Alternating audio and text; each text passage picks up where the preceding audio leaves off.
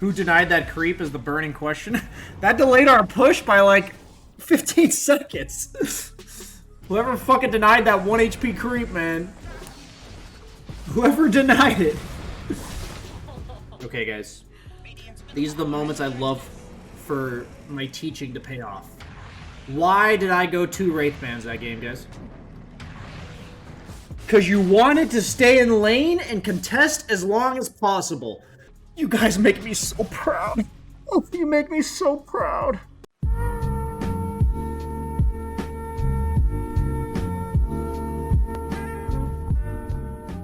Welcome back, everybody.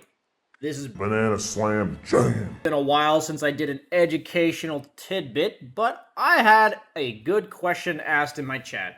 So you may be asking, BSJ, why have you not done an educational tidbit in a while? And I would say, usually when I get a good question in chat, I like to do an educational tidbit. So maybe that'll explain to you why I haven't done an educational tidbit in a while. I'm just kidding, guys. Not really. I'm dead serious. You guys suck at asking questions. But here we go. We got a great question. So somebody asked me, BSJ, how did you know to take a team fight when you only had a Battle Fury? So this is a common question that a lot of people ask in my stream some way or another. I guess I usually think it's dumb, but today it was a good question. So his question was basically, why would you take a fight with a Battle Fury? How did you know to take a fight with a Battle Fury? I would have just ran. Like that's what he said here. So I want to talk about several factors that you should think about when it comes to fighting with a farming item. I think it's really important. So there's a lot of conclusions that we can draw from this situation that I want to talk about. So first and foremost, we've talked about whenever the opponent groups up that you have 2 choices, generally speaking. There's like some wiggle room here, but there's 2 choices. 1 is to fight them, or 2 is to go split push somewhere else.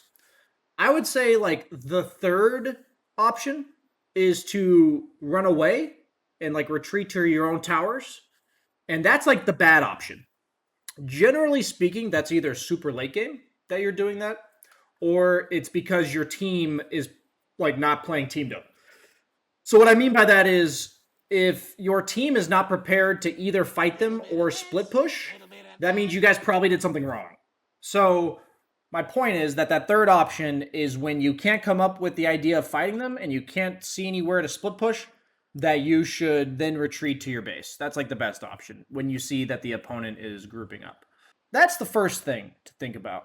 So what I would want to do if the opponent fought me at all, like that's like, or tried to fight.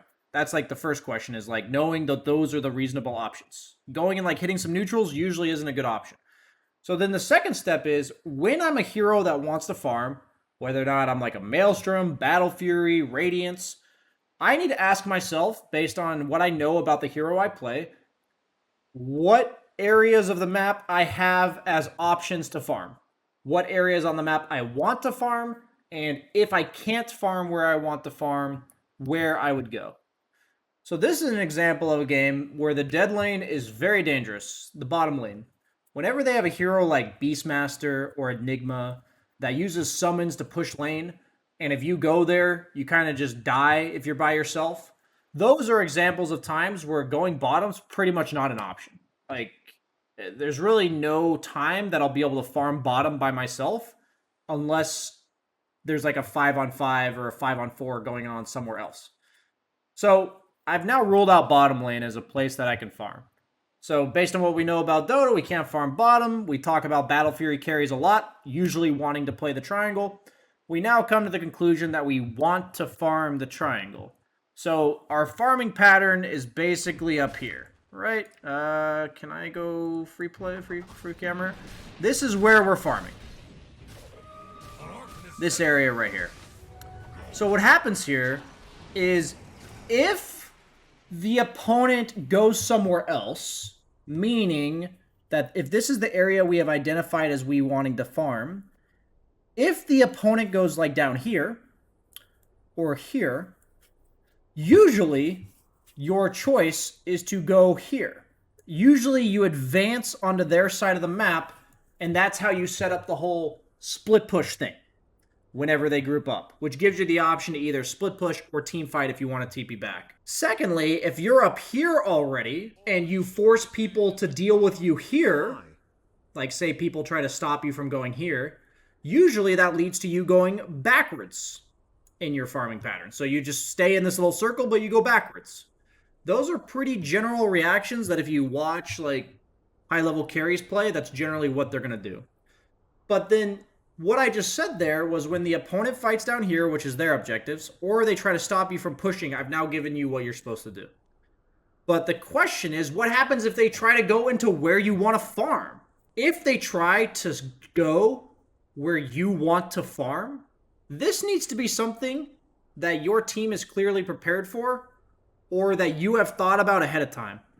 If you have not thought about this ahead of time, it's not going to work. So this is a situation where, because I have a decent sense of the game, like I have a decent sense that the game's pretty close, invading our triangle is like a really strong move. We've talked about this in a lot of my coaching sessions, a lot of my videos. It is incredibly aggressive for Dire to run into the Radiant triangle. It is incredibly aggressive for the Radiant to go into the Dire triangle.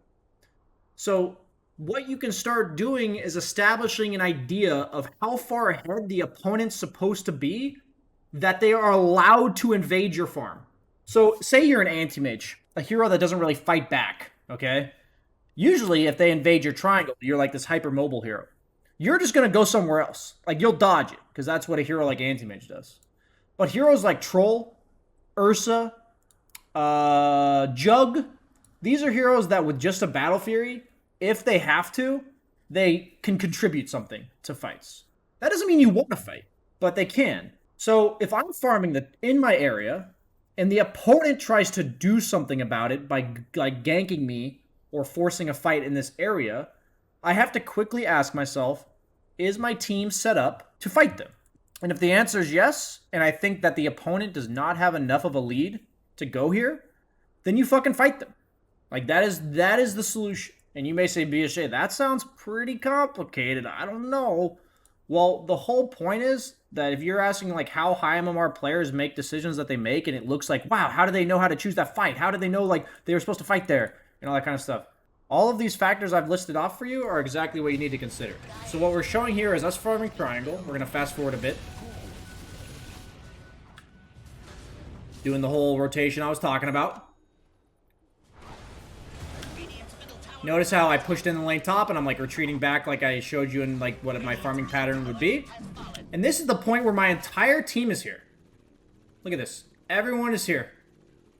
We see that Lycan ulti's on cooldown. We see that we have 4 heroes here. And we see that Beastmaster's bottom. So in this specific example, I'm giving you the factors that tell us that we're allowed to fight here. There's gonna all types of examples, but because of this showing bottom, because of this being on cooldown, and because we have 4 heroes, we add up the boxes, we add up the factor, x plus y plus z is more than a plus b plus c, and we say, oh, we fight them here. So they try to invade, we don't respect this invade, our Mars is dead, but it doesn't matter to us, and we take the fight, and we end up getting a triple kill. This is a situation where if we don't think about our willingness to fight ahead of time, then you end up being like, I don't know what's going on. So this is where when you are learning to farm, you need to think about what it takes for the opponent to stop you. How strong do they have to be to invade your area? First, understanding what your area is. Second, understanding what you do in that area when they go like bottom. Third is understanding what they do when they go into your area. So this is a situation we have talked about very randomly throughout coaching sessions, but I've never made a specific video on it. So this is the approach step by step that you have to take if the opponent is running into your triangle or into your area, not just your triangle, your area of farm. I think we can fight. Oh, he warded. Probably.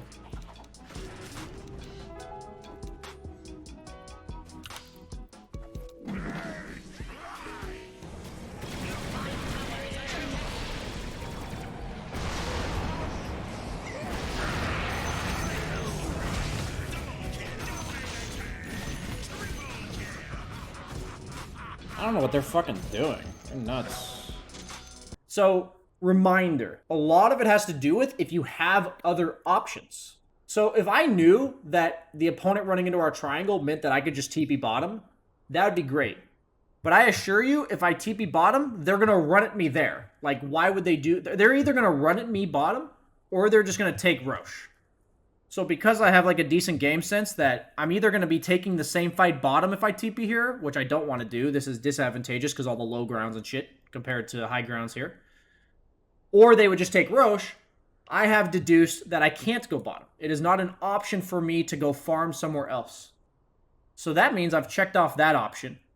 So that means the second option is my team's prepared to fight. We fight them.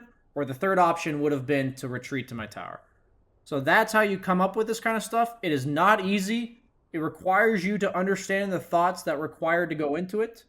And eventually you'll refine this based on your understanding of hero matchups, based on your understanding of timings. You'll have a decent feel for how much it takes to invade the triangle, how much it takes to invade like the safe lane jungle, all that kind of stuff.